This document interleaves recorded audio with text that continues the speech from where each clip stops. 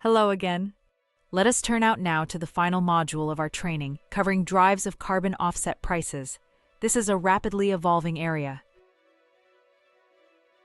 Carbon credit prices are not set by a single global market.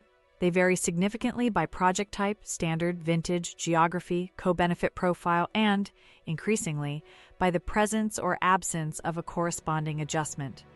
Let me walk through the key price determinants systematically. Project type is the primary driver. Nature-based avoidance credits, RED+, grassland management, have historically traded at the lower end of the price range, $3 to $15 per ton for standard credits, up to $20 to $30 for credits with strong co-benefit certification. Removal credits from afforestation and reforestation projects trade at a modest premium. Blue carbon credits, mangroves and seagrass, command higher prices of $15 to $40 per ton, reflecting both their removal character and their extraordinary co-benefit profile. Engineered removal technologies occupy a completely different price tier. Biochar credits currently trade at approximately $100 to $250 per ton. Bioenergy with carbon capture and storage credits range from $100 to $200. Direct air capture, the frontier technology, currently costs between $300 and $1,000 per ton, depending on the provider and the contractual structure, though multiple providers, including Climeworks and Carbon Engineering, have announced declining cost curves with ambitious targets of $100 to $200 per ton within the next decade. Vintage, the year in which the reduction occurred, is a secondary price driver. Newer vintages are preferred by sophisticated buyers, as older credits may reflect methodologies that are no longer considered robust. The slide before you presents price trend data across the major project categories. I want to draw your attention to several important dynamics. First, the compression of prices for legacy project types.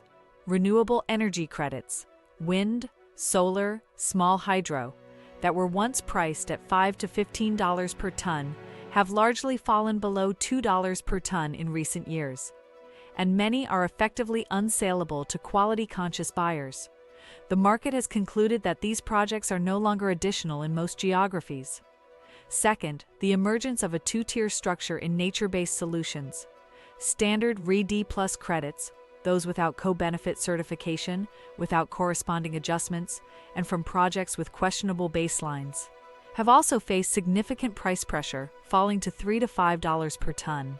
High-quality RED+ credits, verified under stringent jurisdictional frameworks, backed by biodiversity co-certification, and sold with a host country corresponding adjustment, continue to trade at $15 to $30 per ton or above.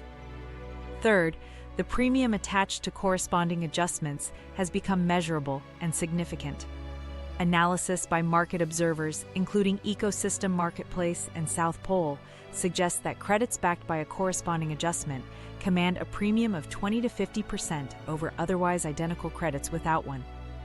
Fourth, the rapid price appreciation and volume growth in the engineered removal sector.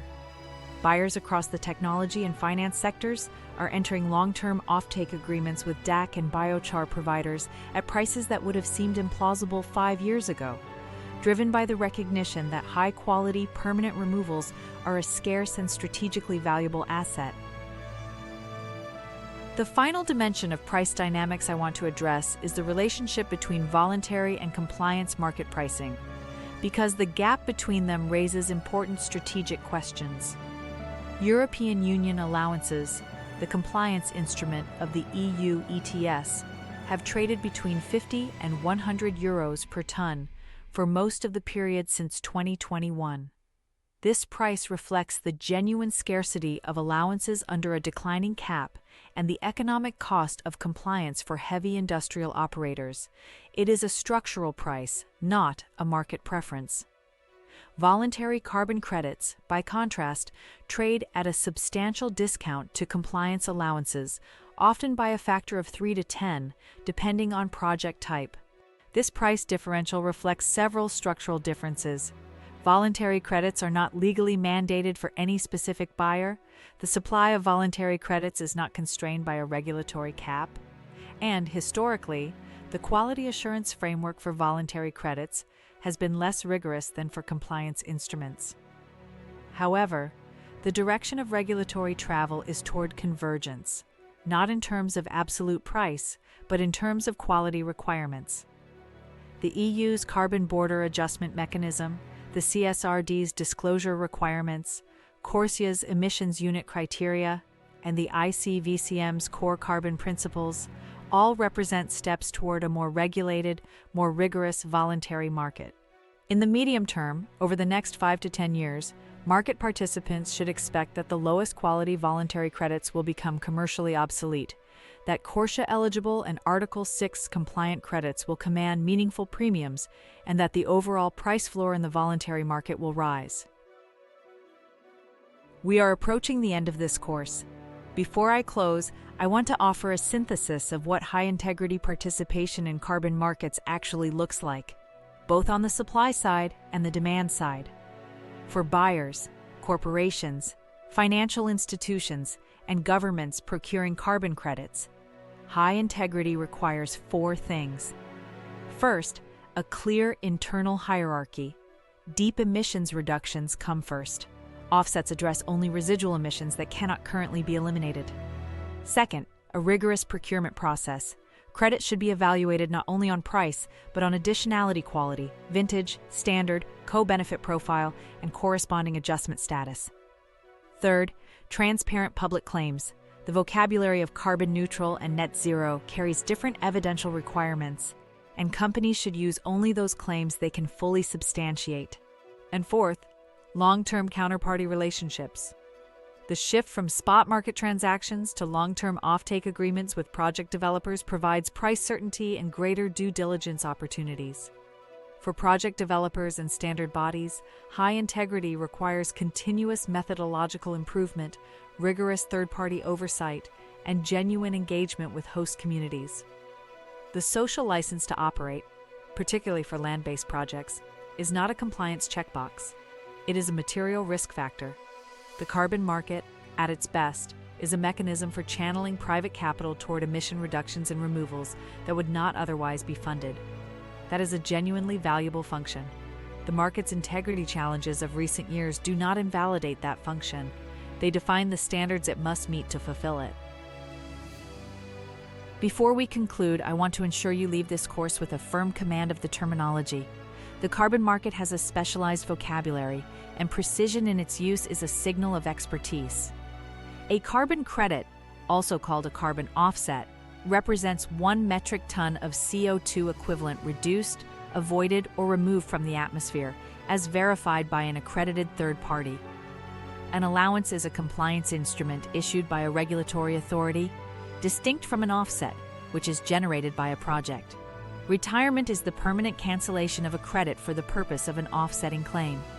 Additionality is the demonstration that a reduction would not have occurred without carbon finance. A corresponding adjustment is the accounting entry made by a host country to ensure that an emission reduction exported as an ITMO is not also counted toward the host country's own NDC. Vintage refers to the year in which the emission reduction occurred, not the year the credit was issued. The buffer pool is a reserve of credits held by a standard body to cover potential project reversals, particularly for permanent sensitive project types. CORSIA eligibility designates credits that meet ICAO's emissions unit criteria for use by airlines to offset international flight emissions growth. The ICVCM's core carbon principles are the threshold quality requirements against which the integrity of voluntary carbon credits is assessed under the market's leading integrity framework. These terms form the working vocabulary of the carbon market's professional. Fluency in them signals both competence and credibility. This completes our training. To wrap it up, a few final words from our host, Natalie. Thank you very much, Noor. This completes this comprehensive introduction to carbon offsets. I hope you enjoyed the course. If you liked the course, please share with any colleagues that could be interested in it. We welcome any feedback on this course as well as suggestions of any topic you would find it useful to learn more about. Thank you, and see you next time.